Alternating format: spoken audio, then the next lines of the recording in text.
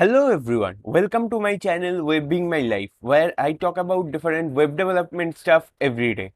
So if you want to learn more about web development, subscribe to my channel, hit the bell icon so you get notified whenever I launch a new video. And in today's video, we are going to look at Vue 3 and Composition API. So let's just jump right into the computer. So now that we are in our desktop, let's just get started with creating a new folder. We will name this folder our project folder, and now we need to open it with VS Code. For that, we will open up our terminal and cd into desktop, cd project code period. Will be use the command to open up VS Code. If you don't have VS Code yet, you can go to code.visualstudio.com to download VS Code. Next, you will need Node.js for this purpose. Node.js also has npm, which we will use to install the Vue CLI. For installing the Vue CLI, we can use the integrated terminal of VS Code and write npm install -g Vue at next. That will install the Vue CLI for us, and as I have already installed it, it took just a few seconds. For you it might take a bit longer. Next we will write Vue create period. This will create the project in this directory only and will not create a new directory. If you want to create a new directory, you just need to pass the command with the directory name. Generate project in current directory, yes, and there are some presets of mine which if you require I will provide you with what presets I use for my Vue projects, but we will go with the default Vue 3 creation and we'll press enter. It will take some time to install.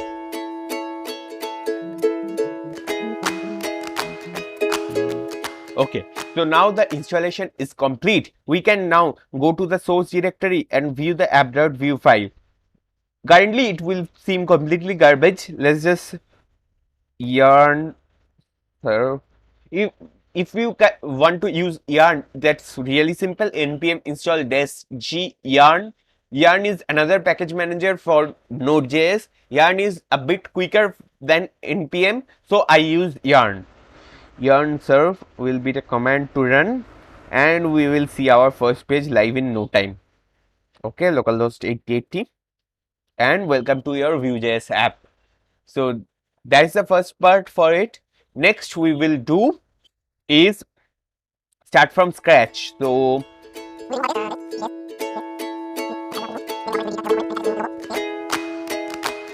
see, our hello world code is ready. So next we will go is in the styles and reset the styles as I like to do. Margin 0, padding 0, box sizing border box. So save it and let's just see. And I will also change the font family to Arial. Font family to Arial and save it. Here is our hello world project. So first thing in Vue is components. So we use most of the frameworks like Vue.js or React.js for their component based approach. Components are basically small parts of your website which can be used to create a part or an interactive part of your website. So let's just create our header as a component dot view, and I will use an abbreviation which is easily provided by the Vueter extension. VETUR, Vueter extension. Remember to install this extension if you plan to work with Vue.js in future. So next in the header we will create a h1 saying hello universe. We will save that, and now we need to import the header. So let's just remove our hello world from here. Header view So that's our component. We need to import this component now. So for import, we can go to directly here and say import header view from dot dot dot slash component slash header dot view, and export default we will have components, and we will have this header view, and save and see hello universe is there. And let's just add a h1 here as well. This is our body. So view, as you can see, every view file consists of three things. One is the template, one is the script, and another is the style. So we can style our header like being h1 text align center. Now we if save, see our body text is also centered because it is using a h1 again. To prevent this, there is a neat feature in Vue called scope styling. For that, you can go style and write scoped here to scope the styling, which will now limit the styling only to our header. Our body h1 tag won't be affected. So I will now set up my 3 column layout, which I really like. Header, and now sorry, new file, that will be footer.view. Let's just save and copy, paste, and footer will contain a paragraph, enter, paragraph, and percent copy, wrapping my life 2021. Let's just save this. And okay, so another thing is, if you don't import the component in your app component or main component, it won't be shown. So here we will need to import the footer view. Let's just copy and paste it and write footer all over the place. Footer, and here will be, sorry, footer view. Okay, let's just save and run it. So here is our footer, header, and body. You can see the layout is squished on the top. For that, I will add some quick stylings.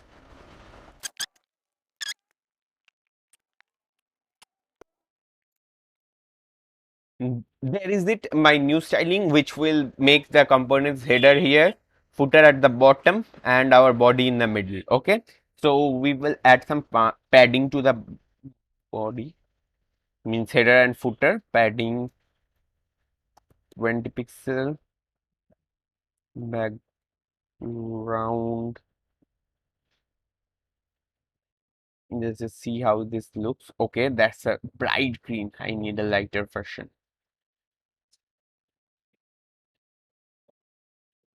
Okay, that will do, more pastel like. Yes, that's neat. And footer, I will add some padding as well. Okay, so this looks a little bit nicer, and now the body will also have a margin of 10 pixel on top bottom, 0 pixel on left and right. Sorry, not the body, the main section will have this margin. So that's good. Now, the thing you are waiting for, the composition API. So what is the composition API, you will ask?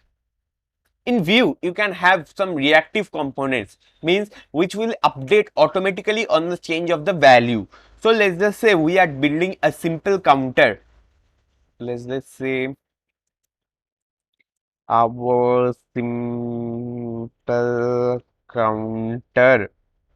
So here we will print the value of the counter. For that, there is double curly braces required. and you need to pass the variable name. As we haven't created the variable yet, so I will do that later. And now in the export default, you can create a new function called setup. It was not available in Vue 2, only in Vue 3 setup is available. So setup, let's just do the setup where we need to define all our variables and functions accordingly. Let's say let counter equal to 0, and let's just say there is an increment function.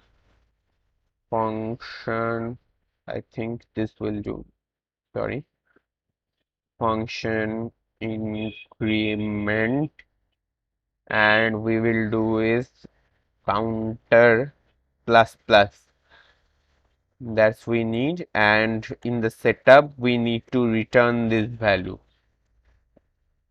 counter and increment. So let's just save this and print our counter value. So you will see our simple counter value, the value is red. And now let's just add a button, button button increment. So like normal JavaScript, we can add now the function we need to call, which will be increment for us. Let's just save. Remember, just add click will be used for Vue.js instead of on click, the normal JavaScript version. Okay, let's just save and see if the counter increments. It is not, but nothing is broken, don't worry. It is calling the function. I can show you that it is calling the function by doing the console.log counter. Okay, let's just save it and now let's just call the function. See, it is updating the value, but the value is not being shown. Why is that? Because we need to tell Vue explicitly that this counter variable needs to be watched. That for that we will use a function called ref provided by Vue slash reactivity, which is normally used with means normally installed with Vue 3, and then we can do is count instead of counter we need to update the counter value. So we will save that, and now if we increment, the value is being updated. And also see, instead of the normal value there is the reference. So this is the reactive object and this is the API composition API of Vue 3. So there is the composition API. So what you will say, what is the advantage of this composition API? Well, you can previously we needed to define variables. Let me just go on a side and explain you. So first we had a block of variables, then we had a block of functions. Now we have the variable and functions together. So we can create a block of variable and function operating on that variable once and then can use it in multiple places. For example, let's just check this counter and make this globally available. Like say just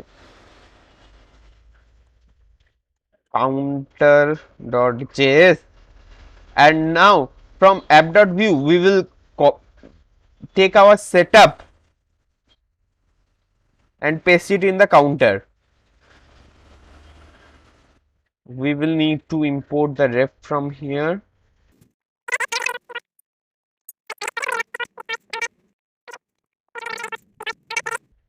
Export default counter, and then we can import the counter from dot slash counter, and in the setup we can just return the counter, or we can import the counter. Let's say we don't need the increment function, we just need a counter to initialize, then we can import the counter from counter function and then return the counter. And increment, we will need the increment as well here because we already are calling the function. increment, let's just say counter color, just a sec, color, let's just save, and now you will see our increment function is already going on. So what you can do with this counter is, if you need it somewhere else, you just need to copy this, means call this code in the setup. You can see how it can be useful for a bigger size application. Next, we can see something about the Vue directives like if, v-for. We can say if can be used for conditional rendering. We can say if counter is greater than 10, you are above 10. So let's just save this and run it.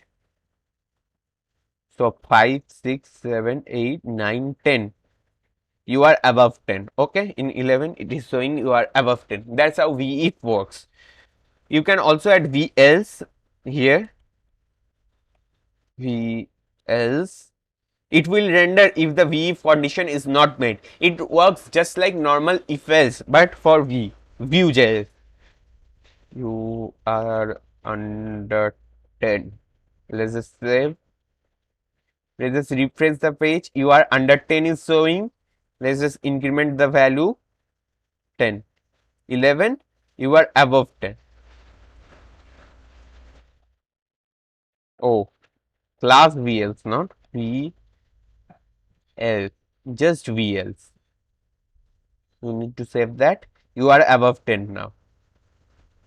Refresh. You are under 10. You are above 10. Okay, that's good. Next we have a v-for directive, which can be used to generate a list. Let's just say let's list equal to a blank list a b. Let's just say there is a list div. We will render the div with v-for c in list. We need to return the list as well here. List c in list, key will be c, and the value to render will be c. Sorry, why is it showing red quickly? V bind key. Oh, bind, we need to bind the key. Let's just save, and now let's see c. Okay, we rendered the c accidentally. We need to render the value of c, which are a and b. So that's it for today's video. In the next video we will see how to work with Vue.js to create a to-do list application. So subscribe to my channel and wait for my next video. Thank you. Thanks for watching.